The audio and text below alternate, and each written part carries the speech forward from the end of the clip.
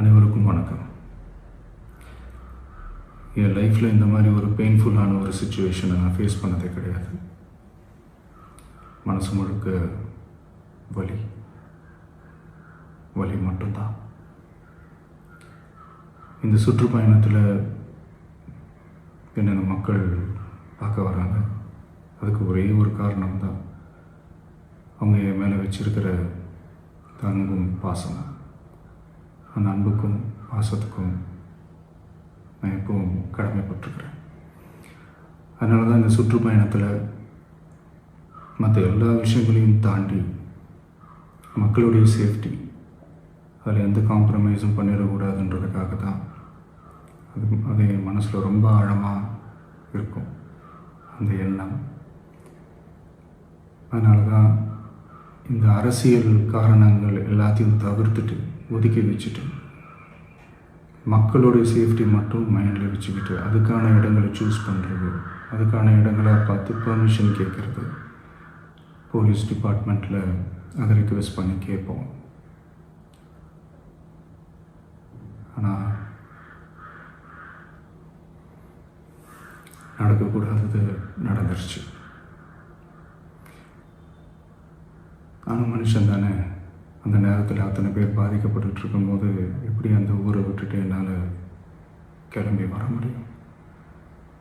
நான் திரும்ப அங்கே போகணும்னு இருந்துச்சுன்னா அதை ஒரு காரணம் காட்டி அங்கே வேறு சில பதட்டமான சுச்சுவேஷன்ஸ், வேறு சில அசம்பாவிதங்கள் அந்த மாதிரி எதுவும் நடந்துடக்கூடாதுன்றதுக்காக தான் நான் அவாய்ட் பண்ணேன்.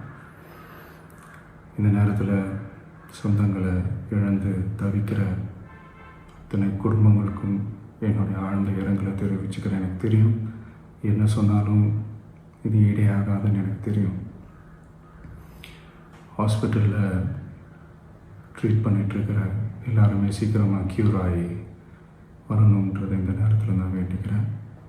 கூடிய சீக்கிரமே உங்கள் எல்லாரையும் நான் சந்திக்கிறேன். இந்த நேரத்தில் எங்களுடைய வலிகளை, எங்களுடைய நிலைமையை புரிஞ்சுக்கிட்டு எங்களுக்காக பேசின அரசியல் கட்சிகளை சார்ந்த நண்பர்கள், தலைவர்கள் அனைவருக்கும் என்னுடைய நன்றியை தெரிவிச்சுக்கிறேன். கிட்டத்தட்ட ஒரு 5 மாவட்டத்துக்கு பிரச்சாரத்துக்கு போனோம். இந்த மாதிரி எதுவுமே நடக்கல. ஆனால் கரூரில் மட்டும் ஏன் எப்படி நடக்குது, எப்படி நடக்குது? மக்களுக்கு எல்லா உண்மையும் தெரியும். மக்கள் எல்லாத்தையும் பார்த்துக்கிட்டு இருக்கிறாங்க. கரூரை சேர்ந்த அந்த மக்கள் அந்த உண்மையெல்லாம் வெளியில் சொல்லும்போது எனக்கு கடவுளே நேரில் வந்து இறங்கி அந்த உண்மைகள்லாம் சொல்கிற மாதிரி எனக்கு தோணுச்சு. சீக்கிரமே எல்லா உண்மைகளும் வெளியில் வரும்.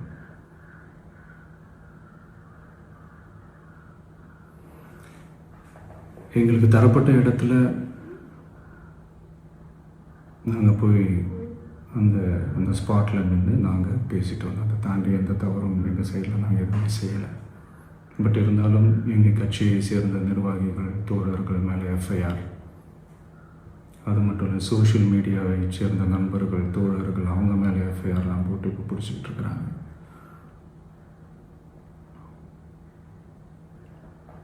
CM sir,